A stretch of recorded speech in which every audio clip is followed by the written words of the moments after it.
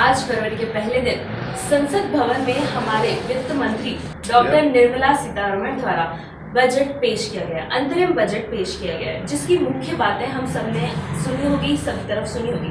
पर उस बात पर आज क्या रहा, क्या कांग्रेस पार्टी किस तरह से देखती है, बीजेपी किस तरह से देखती है, उसके लिए हमारे साथ में यहाँ कांग्रेस और बीजेपी के नेता आए हैं, अपने अपने पार्टी के अपने अपने मुद्दे रिप्रेजेंट करने के आए हैं। हम आपको इंट्रोड्यूस कराते हैं। पहली हम आपको बताते हैं, कांग्रेस पार्टी के एससी प्रकोष्ठ जिला उपाध्यक्ष हमारे साथ दिनेश जी पवार आए हैं। दिनेश जी, आपका बहुत बहुत स्वागत है हमारे चैनल पर। Thank you ma'am. उसके बाद हमारे साथ है कांग्रेस जिला कांग्रेस महासचिव अनिल राठी जी, जो उन्नत किसान भी हैं। उसके बाद हम देखते हैं हमारे साथ में हैं बीजेपी महामंत्री और सांसद प्रतिनिधि राजकुमार जी आचलिया, और हमारे साथ इधर हैं बीजेपी के वरिष्ठ पार्षद नगर परिषद के विजय कुमार लड्ढा जी, जो कि एक बहुत ही प्रचलित पार्षद है यहाँ पे, इनकी काफी चर्चा में है यहाँ पे। आज हम इस बारे में बात शुरू करते हैं। सबसे पहले हम बीजेपी से बोलते हैं। सर, आप किस तरह से देखते हैं इसे?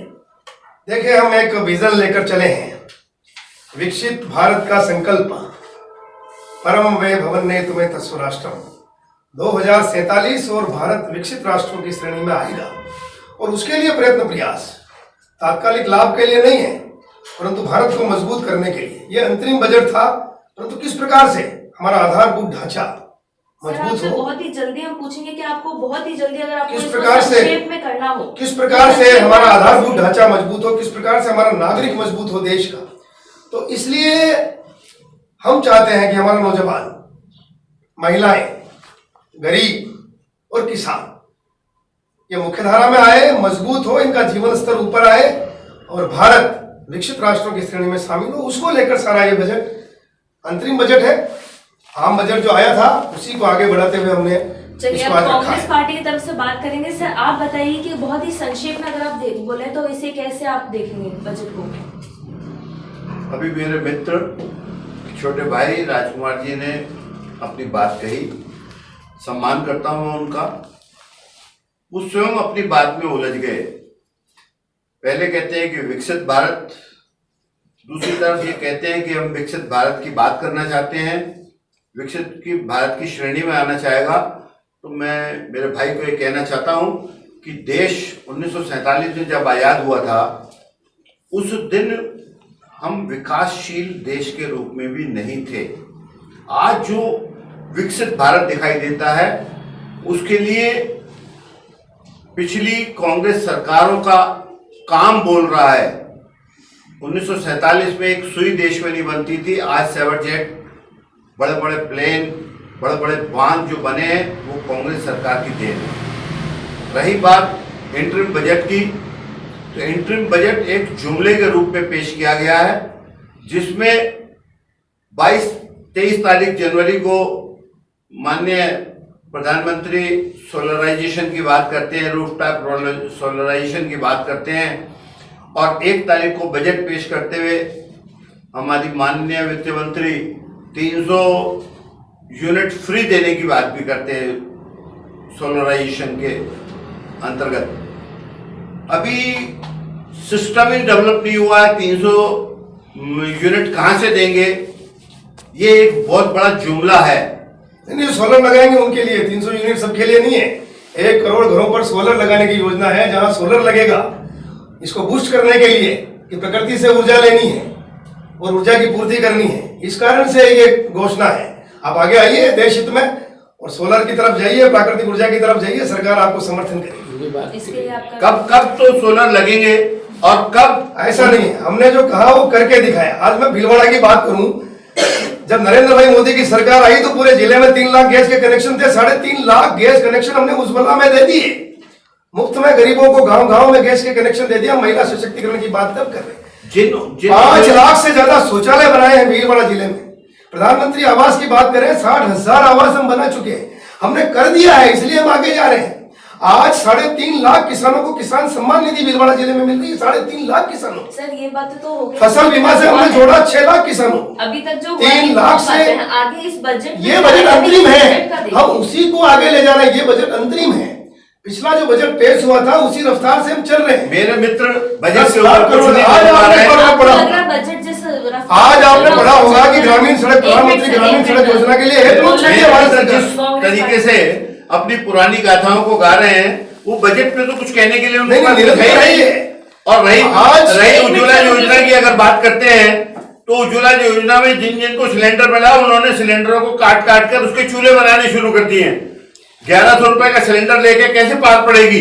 ये तो माननीय जादूगर हमारे 450 का सिलेंडर दे रहे, 500 रुपए में जब बजट में घोषणा और की, कोरोना काल में सिलेंडर दिए थे। तब इन्होंने 450 रुपए उसकी नकल करने की कोशिश की। बजट के ऊपर इनके पास कुछ कहने को है ही नहीं। कैसे नहीं है? ये हमारी बातें करेंगे। जो वंदे भारत एक्सप्रेस ट्रेन जो दिशा और दशा देश की पूरी बदलने के लिए वंदे भारत ट्रेन जो चलाई है, उसके अंदर 44,000 डिब्बे सामान्य श्रेणी के वंदे भारत एक्सप्रेस ट्रेन के अंदर जोड़ेंगे। और मैं तो ये कहता हूं, सांसद जो हमारे यहां से हैं सुभाष जी बहेड़िया, उनके प्रयास से और माननीय नरेंद्र जी मोदी और रेल मंत्री जी के प्रयास से वंदे भारत एक्सप्रेस ट्रेन भीलवाड़ा से चल रही है। और ये निरंतर प्रगति की ओर भीलवाड़ा बिल्कुल अग्रसर है। ऐसा नहीं है कि भाई बजट में और 508 स्टेशन है, 508 स्टेशन जो पुनर्निर्माण आज दिन तक किसी ने नहीं सोचा होगा। जो अंग्रेजों के जमाने के रेलवे स्टेशन चल रहे थे, उनके अंदर पुनर्निर्माण माननीय नरेंद्र जी मोदी और माननीय निर्मला सीतारमण जी और रेल मंत्री जी द्वारा 508 स्टेशनों के लिए वापस फंड रिलीज किया गया। इसी बजट के अंदर वो 508 स्टेशनों का बजट रिलीज किया गया। और देश के जो महंगे स्टेशन चलाने के महंगे ट्रेन के किराए लेकर गरीब आदमी के साथ कुठारा लगाते हैं। वंदे भारत ट्रेन किसी भी स्थिति के अंदर आम आदमी के भले के लिए नहीं है। चल रही है आज कल्याण की 30%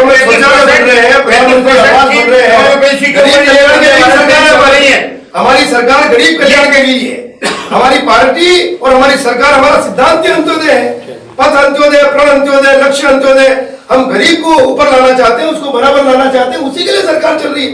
वहीं से प्रारंभ किया जनधन से जन सुरक्षा। आप कह 10 लाख लोगों के खाते भीलवाड़ा में खुले, 6 लाख महिलाओं के। आप कह रहे हैं कि गरीब के लिए, गरीब कल्याण के लिए भारत विकसित कब होगा?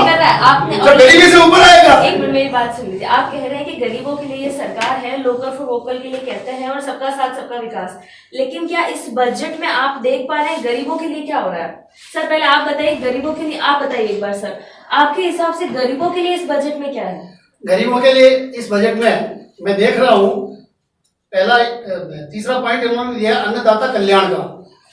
जिस अन्नदाता को इन्होंने ये प्रॉमिस किया था कि हमारी सरकार आने के बाद 2022 में हम आपकी इनकम को डबल कर देंगे, वो इनकम डबल करने के बजाय जो खाद और बीज और दूसरे जो उपकरण हैं उनके दाम इतने बढ़ गए हैं कि वो जो 2022 से पहले उसकी जो इनकम होती थी वो भी एक्चुअली में कम हो चुकी है।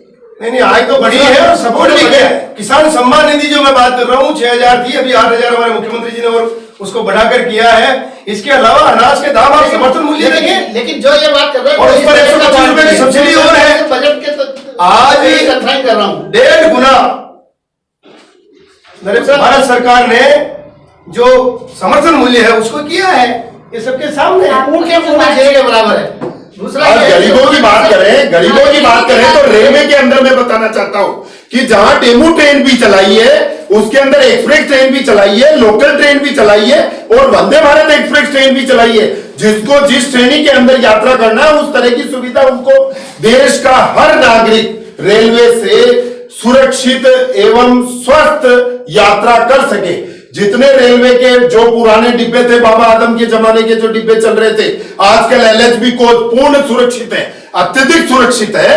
पूर्ण सुरक्षा की तो मैं बात नहीं करता, लेकिन अत्यधिक सुरक्षित यातायात के लिए 2 करोड़ अभी आज के बजट की घोषणा बता रहा हूँ आपको। गाँव में प्रधानमंत्री आवास 2 करोड़ आवास और बनाने का भारत सरकार ने आज लक्ष्य लिया। 2 करोड़ आवास बनाने की बात कर रहे हैं, जबकि कोई उसके लिए इन्होंने मास्टर प्लान दिया ही नहीं है, कहीं कोई बात ही नहीं। 60,000 आवास भीलवाड़ा में बन गए हैं और 60,000 आवास भीलवाड़ा जिले में बन गए हैं। यही तो मैं कह रहा हूँ, हमने किया है और इसलिए आगे करने की बात कर रहे हैं, हम केवल घोषणाएं नहीं कर रहे हैं। नहीं, ये ये सिर्फ घोषणा और जुमलों तक इसलिए सीमित हो गया है कि जिन आवासों की ये बात कर रहे हैं, ये आवास तो 2022 में सबको मिल जानी चाहिए थे, जिस तरह से प्रधानमंत्री ने 2014 में ये बात कही थी कि हम सबको आवास देंगे। परिवार बनाए हैं, आज भी हम आवास का मतलब आज हमारा परिवार हम चाह रहे हैं। बाद हम 2 करोड़ तो 14 में हमने 22 का आवास देने की बात की, 14 में जो रिक्वायर्ड था वो पूरा हो गया, शामिल हो गया। उनको आज हमारे जब परिवार बढ़ेंगे तो उनको और आवास की आवश्यकता होगी। आवास की आवश्यकता ये भी ऐसे ही है, जो है ये जुमला है। घर बढ़ते हैं।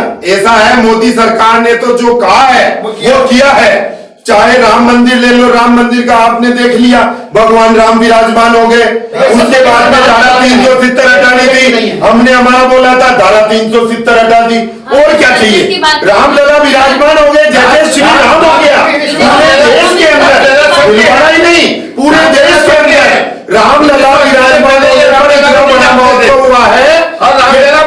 नहीं, ये बात तो आपको बोलना शोभा ही नहीं देता है, क्योंकि आपके यहाँ कुमार जी, हम अभी रामलला विराजमान हुए, राम भगवान राम कृष्ण हुई, तो उसके साथ राम है। क्या बताना चाहते हैं? 2047 हमने विकसित भारत का लक्ष्य लिया है। कहा जाता था, सबको न्याय मिलेगा, ओके, सबका जीवन स्तर ऊपर आएगा, राम राज्य की जो कल्पना है वही बना मेरी है। बात सुन लीजिए, मेरी बात। हम ये सब मानते हैं कि राम सबके हैं, सबको बहुत ही खुशी है, रामलला की प्राण प्रतिष्ठा हुई है। हम यहाँ पर बात कर रहे हैं बजट की। क्या बजट में कहने के लिए इनके पास कुछ भी नहीं है। आप एक और जिस रेलवे के लिए इन्होंने, मैं 1 मिनट में आपको इंटरप्ट करूंगा, जिस रेलवे के लिए इन्होंने इतनी लंबी चौड़ी बातें कही है, उसमें 35,000 से ज्यादा के पद तो ए और बी ग्रेड के ऑफिसर्स के खाली हैं, और 1.25 लाख से ज्यादा पद। आप सुविधाओं की बात करिए, भीलवाड़ा में रेल की सुविधा कितनी बड़ी है बताइए। भीलवाड़ा में रेल की सुविधा मैं बताता हूँ जी। भीलवाड़ा के अंदर माननीय रेल मंत्री जी थे, माननीय रेल मंत्री जी कांग्रेस से थे। भीलवाड़ा के अंदर वो केंद्रीय मंत्री थे। उसके बाद में भी भीलवाड़ा से बॉम्बे के लिए सीधी ट्रेन नहीं थी, भीलवाड़ा से अयोध्या के लिए सीधी ट्रेन नहीं थी, भीलवाड़ा से तिरुपति बालाजी सीधी ट्रेन नहीं थी, भीलवाड़ा से मद्रास तक सीधी ट्रेन नहीं थी, भीलवाड़ा से मथुरा तक सीधी ट्रेन नहीं थी। आज माननीय नरेंद्र जी मोदी और रेल मंत्री जी और माननीय सुभाष जी बैडिया जो यहाँ से सांसद हैं, उनके प्रयासों से ये सारी ट्रेनें आज भीलवाड़ा से जा रही है। ये बहुत बड़ी उपलब्धि है। आज आप पहले का भीलवाड़ा रेलवे स्टेशन देखिए, पहले का आप भीलवाड़ा रेलवे स्टेशन देखिए, वो स्टेशन बिल्कुल देखने लायक नहीं था। अभी का स्टेशन आप जाके देखिए, उसके ऊपर सेल्फी लेके क्या बात करिए। एक मिनट सब रुक जाए सर। मेरी आवाज इतनी नहीं है कि मैं आपसे ज्यादा जोर से बोल सकूं, तो प्लीज अगर मैं बोलूं तो मुझे बोलने दीजिए। आप जो कह रहे हैं, इन्होंने ये कहा था रेलवे में एम्प्लॉयमेंट की जब 2014 में मोदी सरकार आई थी, तब मेन मुद्दा भी वो यही लेके आई थी कि एम्प्लॉयमेंट लोगों को नहीं मिल रहा है, और तब से लेकर के अभी तक भी एम्प्लॉयमेंट के लिए सर भर्ती हुई है रेलवे में, ऐसी बात भर्ती हुई है, पर तब तभी आधारभूत सुविधाओं का विकास हो रहा है। आप जो कह रहे हैं ना कि परिवार रेल चलाने वाला भी चाहिए, रेल बढ़ेगी तो ऐसे थोड़ी है। सर, परिवार बढ़ रहा है तो परिवार को घर के साथ में नौकरी भी चाहिए। पहला मुद्दा ये नहीं आता। ऐसा है, मैं बताता हूँ जी, इन्होंने जितनी नौकरी दी है 70 साल में, उससे कई ज्यादा तो नरेंद्र जी मोदी ने दे चुके हैं। ये इनके पास में गलत डेटा है, क्या बात है? उतना जनता भी तो बढ़ रही है ना सर। तो उसका लिए हम प्रयास कर रहे हैं और दे रहे लगातार नौकरी। हमारे माननीय प्रधानमंत्री जी का तो यही उद्देश्य है कि गरीब के घर में अन्न पहुंचे, गरीब के घर में मकान पहुंचे, गरीब के यहाँ शौचालय पहुंचे, गरीब के यहाँ गैस की चूल्हा पहुंचे, जो आज दिन तक किसी ने नहीं दिया। माननीय और गरीब के यहाँ नौकरी पहुंचे। हमारा ये बिल्कुल प्रण है और हम करके रहेंगे, कर दे रहे हैं। जिस उजला के चूल्हे को काट कर और उसके अंदर कूलर और लकड़ी जलाई जाए, वही आपके 50-60 वर्षों के शासनकाल के दौरान गांव की और गरीब की आपने कर दी थी।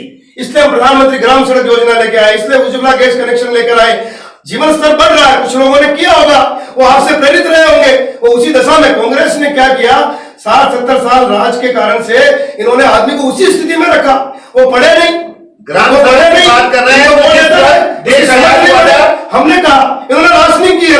आपको याद होगा सांसद पर्चे देता था, कोई कागज देता था, तब गैस का कनेक्शन मिलता था। समय की बात है,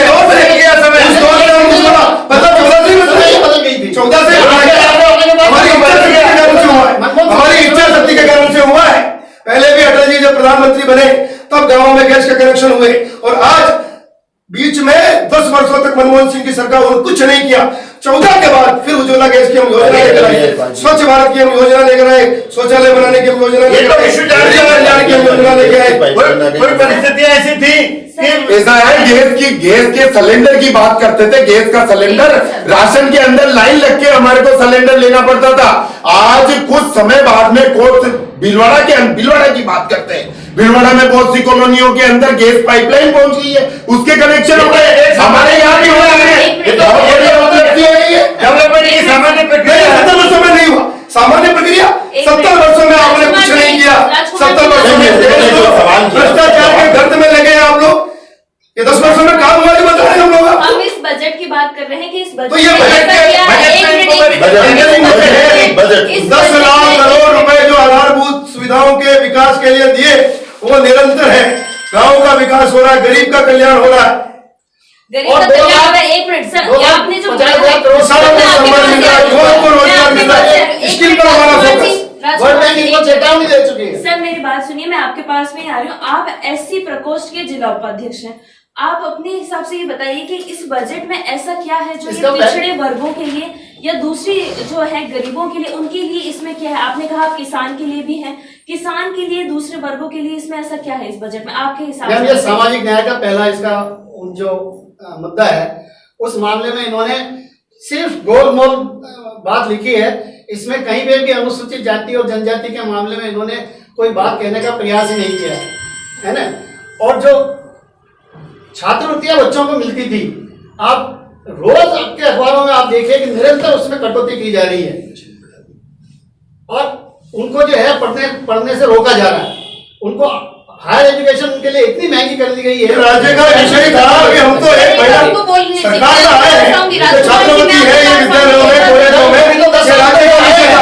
हम लोग इसको रिवाइज कर रहे हैं, इसको बढ़ा भी रहे हैं और इसको देंगे भी। बाद में अपना ये राज्य का विषय है, एक मिनट आप इसको कहाँ ले जा रहे हैं? सर उनका मैं सवाल सिर्फ सर, बजट ये को सर राज्य का देखिए, विषय है ना, इसलिए अभी मैं- केंद्र का मैं- बजट हो रहा है। मैं बजट इनकी की बात बात को को घुमाकर सामने रखती हूँ, बजट सर। की बात को घुमाकर राजकुमार जी अब आप जवाब देंगे। ये राज्य का विषय बता रहे हैं, मैंने आपकी बात सुन ली सर। मैं देश आपकी- बदल रहा है, देश आगे बढ़ रहा है, देश दुनिया का नेतृत्व करने की स्थिति में आ रहा है। सर, मैं आपकी बात सर, हमारे देखिए, प्रधानमंत्री जी की देश दुनिया में स्वीकार्यता है। राजकुमार जी मेरा सवाल सुनिए। इन्होंने कहा है कि एससी के लिए जो जातियां दूसरी जाति हैं उनके लिए इस बजट में नहीं है। क्या आप इस बजट ये जातिवाद के आधार पर ही इस देश को इन्होंने तोड़ा, इस देश को इन्होंने बांटा। गरीब कल्याण क्या है? गरीब कल्याण का मतलब यही है, किनके लिए कर रहे हैं? आज गाँव में कौन है, आप पिछड़े कहना कौन है, जातिवाद नीचे कौन है, मकान किसको मिला, शौचालय किसको मिला, वो उसी को तो मिल रहा है। आप कहना चाहते आप जाति हैं जाति बोलकर क्यों जाति- देना चाहते हैं? उसी को मिला है। गरीब कल्याण का मतलब क्या है? गरीब कौन है, चलिए, नीचे इस कौन बारे में रहा, बात पिछड़ा कौन करेंगे। रहा? एक बार हम छोटे से ब्रेक के लिए रुकते हैं। ब्रेक के बाद एक बार फिर से आप सभी का स्वागत है। अब हम जो चर्चा कर रहे थे उसे ही जारी रखते हैं, लेकिन उससे पहले हम रिक्वेस्ट करेंगे राजकुमार जी से और इधर हम रिक्वेस्ट करेंगे अनिल जी से। राजकुमार जी, आप बहुत ही छोटे में संक्षेप में इस बजट की जो भी खूबियां हैं उसे बता दीजिए। भगवान रामलला की प्राण प्रतिष्ठा के साथ ही राम राज्य की कल्पना इस बजट में है। उसमें गरीब, युवा और महिला, अन्नदाता पर फोकस किया गया है। किसान सम्मान निधि आप देख ही रहे हैं, उसको बढ़ाने का काम राज्य सरकारों ने भी किया, भारत सरकार भी करेगी। लखपति दीदी आपने सुना होगा, आज जिस प्रकार से डॉक्टर निर्मला सीतारमण ने घोषणा की कि ये योजना भारत सरकार इस पर काम करेगी। 2 करोड़ ग्रामीण आवास, प्रधानमंत्री आवास के रूप में 2 करोड़ ग्रामीण आवास और रोजगार की जहां तक बात है, हमने स्किल पर जोर दिया था, युवाओं को तकनीक सिखाई थी। तो अब स्टार्टअप जो भी नया, तो उस पर 1 साल टैक्स की छूट हमने दी है। और उसके अलावा इस बजट में जो विशेष रूप से है कि गांवों का विकास, 34 लाख करोड़ रुपया अब तक जो एक वित्त मंत्री जी ने बताया कि जनधन जो खाते खुले उसके आधार पर 34 लाख करोड़ रुपया गरीबों के खाते में सरकार ने सीधा ट्रांसफर किया है। माने व्यक्ति मजबूत होगा तो क्षेत्र मजबूत होगा, तो देश मजबूत होगा, तो देश दुनिया का नेतृत्व करेगा। इस प्रकार का बजट हमने सर्वसमावेशी बजट रखा है। उद्योगों को फायदा देने की कोशिश की है। सोलर का तो आज विशेष रूप से ही 1 करोड़ घरों पर सौर ऊर्जा, और वो बूस्ट कैसे होगी? 300 यूनिट फ्री का उसमें भारत सरकार ने सीधा सब्सिडी दिया है कि आपका जो कनेक्शन से जो यूनिट आएगा, अगर आपने सौर ऊर्जा घर पर लगा रखी है तो आपको 300 यूनिट बिजली फ्री चलिए मिलेगी। सर, ये तो हो गया क्या क्या बजट में अच्छी चीजें क्या क्या आई है। अब हम बात करेंगे, अब हम अनिल राठी जी से जानेंगे, सर इस बजट में क्या क्या खामियां हैं? मेरे मित्र, छोटे भाई, भाजपा के महामंत्री और लोकसभा के प्रतिनिधि राजकुमार जी ने बहुत कुछ कहा। मैं निवेदन करना चाहता हूं कि वो कहते हैं कि जय श्री राम, जय श्री राम सबके हैं, इसमें कोई दो राय नहीं है। हजारों साल से, लाखों साल से हमारे यहाँ राम राम करा जाता है। काफी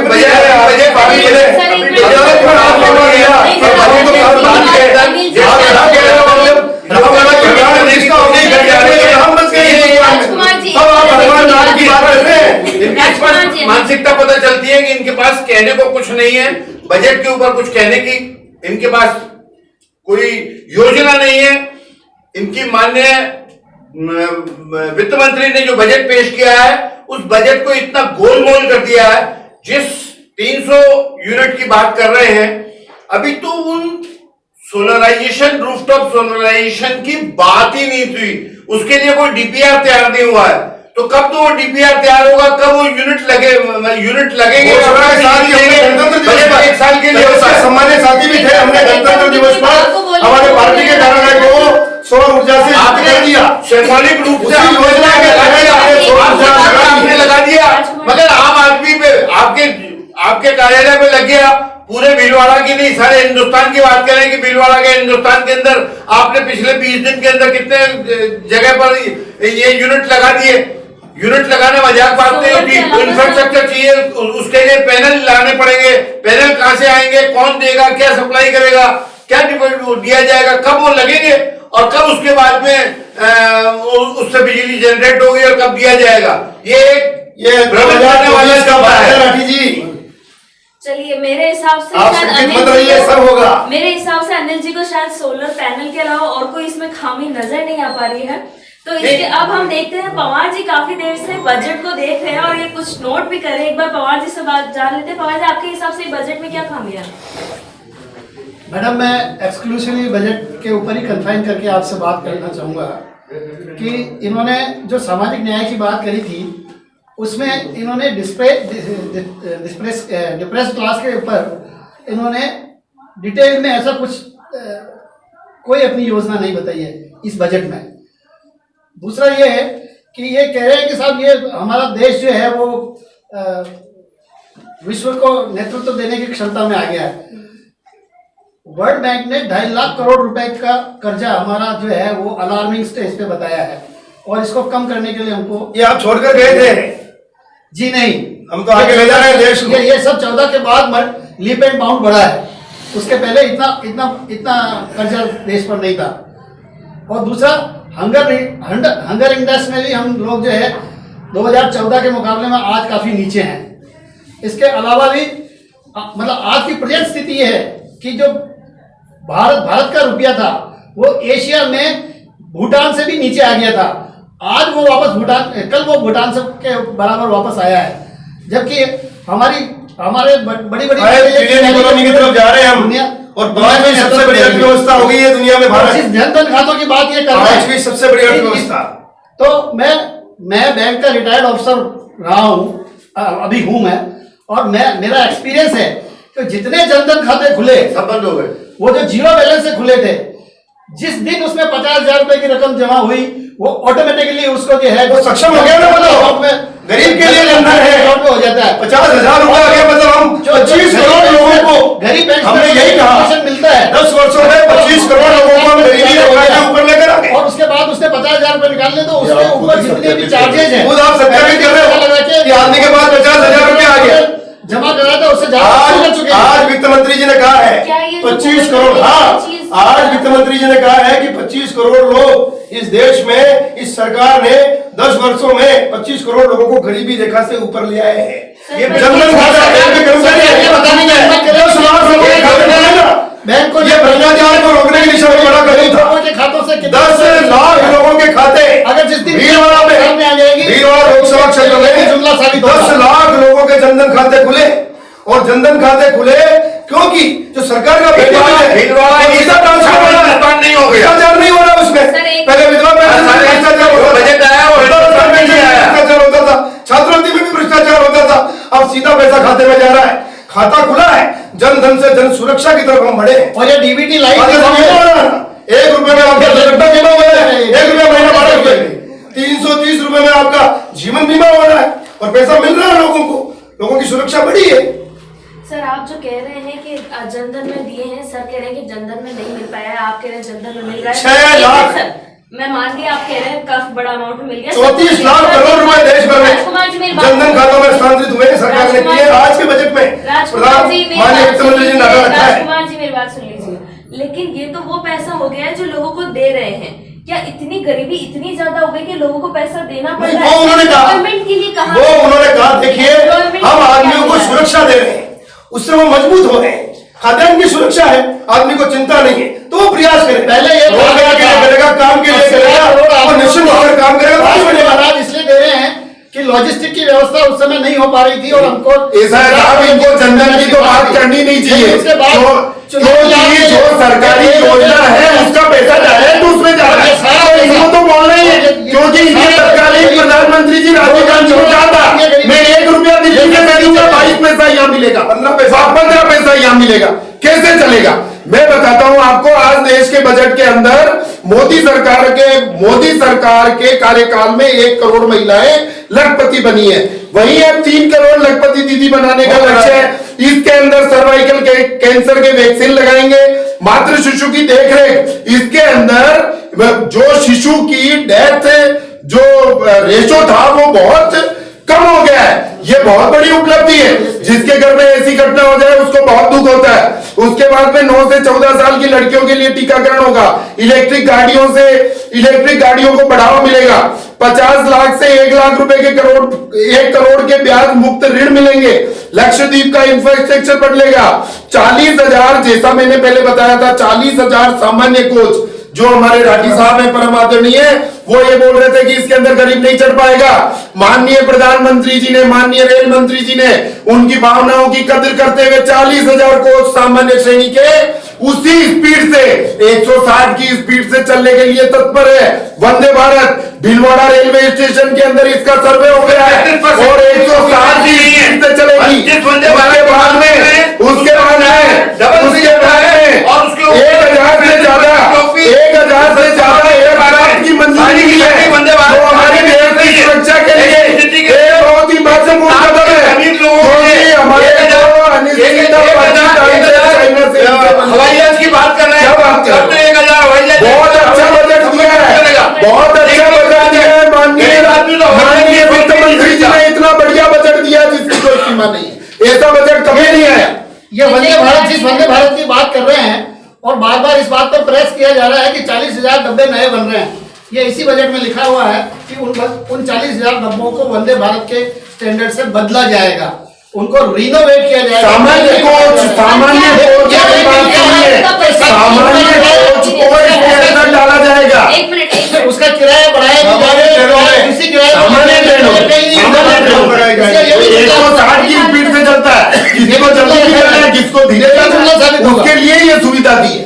और धीरे के लिए है ना, हमारे पास में डेमू है, डेमू में आप जाइए, वो धीरे चलती है। सामान्य श्रेणी की ट्रेन है, सामान्य जो आप कहते हैं हमारी फैक्ट्री यहाँ पर आई थी और उसको चेंज कर दिया इन लोगों ने, जगह उसको बंद कर दिया भीलवाड़ा के अंदर। एक मिनट, बीजेपी बहुत अच्छे से अपना जो है बजट कितना अच्छा पेश किया, बहुत अच्छे से समझा पा रही है लोगों को, लेकिन कांग्रेस जो है इतना अच्छे से खामी जो है उसकी निकाल नहीं पा रही है। तो एक बार हम उसको विस्तार से बता देते हैं क्या क्या इसमें कमी रही है जो आम जनता के लिए देख सकते हैं। पहली कमी यह है कि टैक्स में कहीं किसी को कोई राहत नहीं मिली है, गरीब लोगों के लिए टैक्स में कुछ नहीं है। एम्प्लॉयमेंट में बात करें, कहीं कोई एम्प्लॉयमेंट नहीं आ पा रहा है। एक चीज बहुत अच्छी कही कि MBBS के या दूसरे ITI कॉलेजेस खोले जाएंगे, पर उन कॉलेजेस की फीस इतनी ज्यादा होती है कि एक नॉर्मल बच्चा, एक गरीब बच्चा, मिडिल क्लास बच्चा भी उसे नहीं दे सकता है। उसके बाद में इसमें कोई इंपॉर्टेंट बदलाव नहीं हुआ, किसी की उम्मीद पर ही खरा नहीं उतरा है। हम बात करते हैं भीलवाड़ा, अगर क्षेत्र की बात करें, भीलवाड़ा में आप मजदूरों को देख लीजिए। अभी आप बोल रहे थे लखपति दीदी की, जो आप बात कर रहे थे, नारी शक्ति, लखपति दीदी, बीजेपी बहुत अच्छे से महिलाओं को सशक्त करने की बात करती है, पर क्या उतना जोर दे पा रही जो महिला मजदूर हैं उनके लिए बीजेपी कितना कुछ क्या कर पाई? आप नहीं सर, पहले मेरी बात होने दीजिएगा। लखपति दीदी की जो बात करते हैं, लखपति नहीं बनना, किसी को साल के 10 लाख नहीं कमाने। एक बार हमारे लिए सिर्फ हमको 10-20 हजार अगर एक नॉर्मल महिला कमा ले, एक गरीब महिला कमा ले, तो इतना बहुत होगा। क्या इतना एक मजदूर महिला कमा पा रही है? इतना मेरे हिसाब से नहीं कमा रही। लोकल पर वोकल की जितनी बीजेपी बीजेपी ने बातें करी उसमें इस बजट में देखा जाए कहीं कुछ नहीं है। एक बजट इसका बहुत ये खामी भी बहुत बड़ी चीज जो सामने आप हर कोई नोटिस कर सकता है। 2019 में कितना इन्होंने बजट को इतना सजा करके इतना अच्छा बजट बनाया था, और 2024 में अगर हम देखें तो बजट वैसा नहीं है। शायद तक 2019 में जो मोदी सरकार है उनको थोड़ी थी कि हाँ अगर हम अच्छा बजट बनाएंगे तो अच्छे से वापस आएंगे। इस बार बीजेपी को, मोदी सरकार को इतना ज्यादा खुद पर ओवर कॉन्फिडेंस कह लो या कॉन्फिडेंस कह लो, उनको 100% फुल है कि वो वापस आएंगे। शायद इस वजह से लोगों को रिझाने के लिए उन्होंने कुछ नया चेंज नहीं किया। विकास और विचारधारा के आधार पर 19 से 24 का जो शासन है, विकास के साथ साथ हम विचारधारा को स्थापित करने पर भी गए हैं। कोरोना काल से हम गुजरे हैं। इस सारे कार्यकाल में क्या हुआ? भारत ने सारी दुनिया को वैक्सीन दिया, भारत ने सारी दुनिया को वैक्सीन दिया, दवाई दी, वसुधैव कुटुंबकम की तरफ हम बढ़े। विकास तो आई, पर हम विचारधारा के आधार पर भी आगे बढ़े। भारत विश्व गुरु, भारत सोने की चिड़िया, भारत दुनिया का नेतृत्व करेगा, तो दिखता हुआ नेतृत्व है। सर भारत माता है, माताओं के लिए, महिला मजदूरों के लिए जो मैंने तो बात भीलवाड़ा में आपको आश्चर्य होगा, आप मीडिया से है तो देखिए, भीलवाड़ा में, राजस्थान में नहीं देश में स्वयं सहायता समूह का बड़ा जाल भीलवाड़ा जिले में। हमारे पास 5000 स्वयं सहायता समूह, जिसमें 10 से ज्यादा महिलाएं हैं। वो तो हमारे पास रजिस्टर्ड है, हमारे पास उनका डाटा है, परंतु 10,000 से ज्यादा समूह, महिला स्वयं सहायता समूह, जो महिलाएं छोटे छोटे रोजगारों के माध्यम से, ये लखपति महिला का जो कॉन्सेप्ट है, ये 1 करोड़ महिलाएं देश में लखपति बनी है। और आप डाटा उसकी तरफ खंगालने जाएंगे तो मैं विश्वास के साथ कहता हूं भीलवाड़ा लोकसभा क्षेत्र देश में पहले नंबर पर आएगा। यहाँ के स्वयं सहायता समूह के बारे में आप चर्चा करेंगे तो 10,000 से अधिक स्वयं सहायता समूह हमने अभी कार्यशाला उनकी की थी। और पिछला जो आपने चुनाव का परिणाम देखा, मैं आज राठी जी और इनके सामने ये हमारा जो प्लान है बताना नहीं चाहता हूं, परंतु हमारे सांसद महोदय महिलाओं के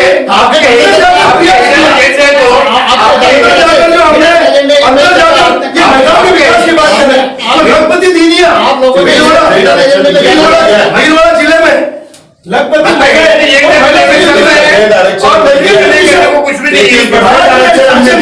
महिलाओं को आज दिन तक किसी ने नहीं दिया। 33% आरक्षण करने का काम माननीय नरेंद्र मोदी जी के सरकार ने किया।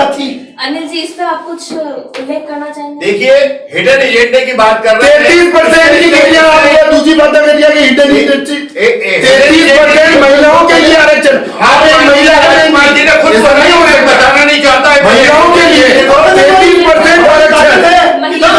महिलाओं की बात करिए, महिलाओं का 33% आरक्षण। महिलाओं की स्थिति क्या है? 33% आरक्षण दिया नहीं गया, ये तो इनके बड़े हाथ रख के और 3 करोड़ का आरक्षण 33% आरक्षण दिया नहीं दिया, नरेंद्र मोदी जी की सरकार ने इनकी छाती पर हाथ रख के पूछ लो इनसे। गलत बोल रहे हैं। जो 33% की बात कर रहे हैं, जब कांग्रेस सरकार के समय में लाए थे तो इन्हीं लोगों ने उसका विरोध किया था। हमने एक सशक्त विरोधी दल होते हुए भी एक अच्छे कार्य को सपोर्ट किया और निर्विरोध पास कराया।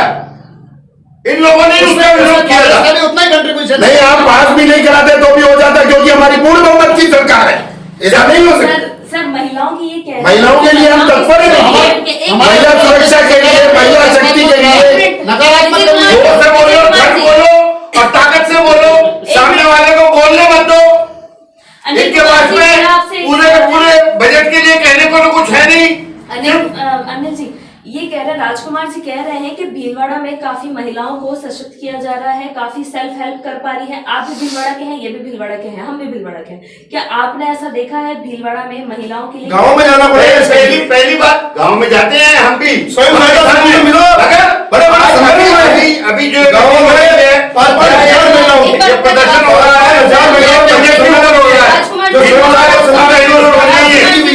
हमारी विंग काम कर रही पूरी। राजकुमार जी एनजीओ जो स्वयं सहायता समूह है उसमें हमारी पार्टी की विंग भी काम कर रही है। राजकुमार जी हमने आपकी बात सुन ली है, एक बार अनिल जी की बात सुनेंगे। ये बोलने नहीं देना चाहते, इनकी आदत है। भाजपा का एजेंडा है कि जोर से बोलो, झट से बोलो और आवाज मत निकालने दो किसी को भी। ये इस तरह करके देश को कब तक बदल लाएंगे? लखपति हुई है और 3 करोड़ का टारगेट है, डाटा है हमारे पास। 1 करोड़ महिलाएं लखपति हुई है और 3 करोड़ इस अंतरिम बजट में निर्मला सीतारमण जी ने कहा है कि 3 करोड़ महिलाएं। और स्वयं सहायता समूह की बात करते हैं तो यहाँ से आप बाहर निकलिए। जितनी ये ग्वालियर बस्ती की महिलाएं हैं, इनको स्वयं सहायता समूह ने, मैंने खुद प्रेरित किया है और उन्होंने स्वयं सहायता समूह बनाया है और आज सारी महिलाएं अपने पैरों के ऊपर खड़ी है। उसके अंदर उनको किसी की भी जरूरत नहीं है, वो स्वयं का व्यापार। आप मिलते हुए जगह रखिए, मिलते हैं, मिलिए आप उनसे। ये ग्वालियर बस्ती है पास में, उनके अंदर मैंने प्रेरित किया है और इस हकीकत को अपन दोनों जानने का प्रयास करेंगे और गहराई तक जानने का प्रयास करेंगे। जो बात ये महिलाओं के, लखपति महिलाओं की बात कर रहे हैं, ये सब एक पक्षीय बात है। हो सकता है इनकी बात में आंशिक रूप से सच्चाई भी हो, लेकिन सच्चाई ये भी है कि उनकी लिविंग कॉस्ट, जिस तरीके से उनकी इनकम बढ़ी है, उसके मुकाबले में उनकी लिविंग कॉस्ट उससे लीप एंड बाउंड कई गुना बढ़ी है। इसलिए जो एक्चुअल अगर उनकी इनकम और बचत का हिसाब रखा जाए तो that is a big zero. जीवन स्तर ऊपर आया है। हम कह रहे हैं शौचालय बनने से, घर बनने से, और 19 कनेक्शन मिलने से, घर में नल आने से ये जीवन स्तर ऊपर आया है। और वो सोचिए, हम चाहते हैं बचत का अलग विषय हो गया, लेकिन ये तो जीवन स्तर ऊपर आया, उनमें शिक्षा आई है, उनकी चिकित्सा की व्यवस्था हुई है। ये जो शौचालय बने हैं, इनमें से कितने शौचालय का उपयोग और ऑपरेशन में और वर्किंग में है और कितनों में ये आप पास में जाइए ना सर, दूसरी दूर जगह जाने की जरूरत नहीं है। ये सारी कच्ची बस्ती का एरिया है, आप जाइए यहाँ। एक महिलाएं एक जो सुविधा अगर मिलेगी तो वो उपयोग करेगा। इतने वर्षों से बाहर जाते थे वो महिलाएं, बीमार होती। महिला सशक्तिकरण है ये भी। महिलाओं को क्या आवश्यकता रहती है उनके और ये जो योजना का नया नाम है और इसलिए इसको आप ये लोगों को भरमाइए मत। बात ये है कि अरे साथ में झूठ का कोई फर्क नहीं है, आप स्वयं जाके देख लीजिए। हमारे यहाँ झूठ का पुलिंदा कांग्रेस सरकार के साथ में खत्म हो गया। मोदी के अंदर झूठ नहीं चल रहा है, आप स्वयं देख लीजिए। कुछ भी नहीं है भाई, जितनी तसल्ली से मैं बात कर रहा हूं उतनी तसल्ली से आप जवाब देंगे तो शायद जनता को कोई एक स्पष्ट मैसेज चला जाएगा। मैं ये जानना चाहता हूं कि ये जितने भी शौचालय हैं इनकी एक सोशल ऑडिट कराई जाए और वास्तव में ये देखा जाए कि कितने शौचालय ऑपरेशन में है और कितने शौचालय पानी की कमी की वजह से वो ऑपरेशन में नहीं आ पा रहे हैं। तो ये सच्चाई सबके सामने आ जाएगी और आपका महिला विकास और महिला सशक्तिकरण और लोकतंत्र की यही विशेषता है। लोकतंत्र की यही विशेषता है। आपको मैं निवेदन करूं, राज वोट का है। अगर धरती पर कुछ उतरता नहीं तो हम सबसे ज्यादा वोटों से राजस्थान में हमारा सांसद यहां से नहीं जीतता। हमने करके दिखाया धरातल पर, इसीलिए वोट में कन्वर्ट हुआ है। अधिक लोगों को गुमराह थोड़ी किया जा सकता है, काम करना पड़ता है और निश्चित रूप से लोगों के बीच में रहना, लोगों की समस्याओं को समझना एक अलग बात है। लोगों को सुविधाओं उस काम के बारे में अलग नहीं लिखा है। लोकतंत्र का मतलब यही है। वोट का अधिकार इसीलिए दिया। वोट मिलना अलग बात नहीं है, वोट मिलना अलग बात नहीं है। कांग्रेस वोट का अपमान कर रही है। वोट विकास के आधार पर, वोट उसके जीवन स्तर को ऊपर लाने के आधार पर हमने कुछ किया, इसीलिए वोट मिला। वोटर समझदार है इस देश का। क्या आप वोटर को समझदार नहीं मान रहे हैं? क्या कहना चाहते हैं आप? वोटर तो इसके अंदर जैसे मैंने ये माननीय कह रहे हैं कि भाई इसके स्तर का विकास नहीं हुआ, यहाँ रहने वाले का स्तर, जो थड़ी पर बैठकर व्यापार करने वाली महिलाएं थी उनको प्रधानमंत्री जी ने स्पेशल कार्ड देकर, उनको प्रधानमंत्री जी ने एक योजना पूर्ण तरीके से उनका डेटा कलेक्ट करके सबको 10-10 हजार रुपए का लोन दिया। 10,000 रुपए का लोन चुकाता है उसको 25,000 का लोन मिलता है। 25,000 का लोन चुकाता है उसको 50,000 का लोन मिलता है। जिसने 50,000 का लोन चुकाया उसको लाख रुपए का लोन मिला। इस तरह से उनका जीवन स्तर ऊपर उठा, जब भी तो उसने पैसा जमा कराया। आपका बहुत बहुत धन्यवाद। 1 लाख पे खत्म कर दिया। अगर ये लोन 1 करोड़ तक जाता तो शायद ये ऐसा नहीं है। 1 लाख का भी डेटा है, लेकिन हम आपको बता नहीं है अभी। 1 लाख का बाद में बताएंगे क्योंकि 1 लाख का आ गया है। 1 लाख का भीलवाड़ा में बहुत से जो स्ट्रीट वेंडर बंधु हैं, मैं स्वयं नगर परिषद के अंदर स्ट्रीट वेंडर कमेटी का मेंबर हूं और हमने जितने स्ट्रीट वेंडर हैं सबको इंगित करके, सबका उनका डेटा कलेक्ट करके और उनको सबके कार्ड मिलेगा, सबको उनको लोन मिला है। उसके बाद में प्रधानमंत्री जी ने, ये तो क्या कांग्रेस की सरकार थी या राजस्थान में, इसलिए उनको अन्न की सुविधा उपलब्ध नहीं हुई। ठीक है, उसके अंदर अभी जो वर्तमान में आएगी उसके अंदर अन्न की सुविधा भी उन स्ट्रीट वेंडर भाइयों को मिलेगी। ऐसा हमारा लक्ष्य है और हम इसकी पूर्ति की तरफ जाएंगे। चलिए, बीजेपी की तरफ से कहा गया है कि लक्ष्य की पूर्ति जरूर होगी और बहुत ऊंचे लक्ष्य लेकर के बीजेपी वापस आना चाह रही है। इधर कांग्रेस की सरकार कह रही है, कांग्रेस के जो नेता हैं वो कह रहे हैं कि ये सिर्फ गुमराह कर रहे हैं, बातें छुपा रहे हैं, बातों को स्पष्ट नहीं कर पा रहे हैं। हम उम्मीद ये रखते हैं कि अब जुलाई में जब अंतिम बजट आएगा, ये तो अंतरिम बजट था, जब जुलाई में अंतिम बजट आएगा तब हम कोशिश जानना चाहेंगे कि क्या उसमें कुछ बेहतर हुआ है। जैसे कि मेरे मुद्दे जो थे पर्सनल, कि एजुकेशन के लिए प्रॉब्लम्स हैं, क्योंकि आप कितने भी कॉलेजेस खोल दो वहां पर फीस थोड़ी माफ हो, ये मेन मुद्दा होगा। उसके अलावा इंफ्रास्ट्रक्चर की जो बात की जा रही है, एयरपोर्ट और ये जो बनाने की बात चल रही है, इसके साथ साथ यहाँ पे थोड़े टिकट्स के प्राइस जो है वो थोड़ा कम हो, जहाँ पे सिक्योरिटी थोड़ी ज्यादा हो। ट्रेन में जो सिक्योरिटी का डर हर महिला को रहता है वो तो पूरा भारत जानता है, तो सिक्योरिटी की यहाँ पे हम उम्मीद रखते हैं कि उसमें थोड़ा ज्यादा हो, एम्प्लॉयमेंट यहाँ पे थोड़ा ज्यादा हो, क्योंकि कई सारी जगहों पर सरकारी की जो पोस्ट है वो खाली पड़ी है। हम उम्मीद रखेंगे कि वो पोस्ट भरी जाएगी, वो पोस्ट में बेहतर होगा और एम्प्लॉयमेंट लोगों को ज्यादा मिलेगा, लोगों को लोन, महिला सशक्तिकरण, ये सब चीजें जो हैं वो सब बेनिफिट होगा। अब जुलाई का इंतजार रहेगा अंतिम बजट के लिए। 2047 में भारत विकसित राष्ट्र बनेगा तो भारत दुनिया का नेतृत्व कर रहा है और आगे बढ़ेगा। चलिए ये देखेंगे हम 2047 तक, हम देखेंगे 2047 तक हम सभी यही हैं। चलिए आज के लिए बस इतना ही।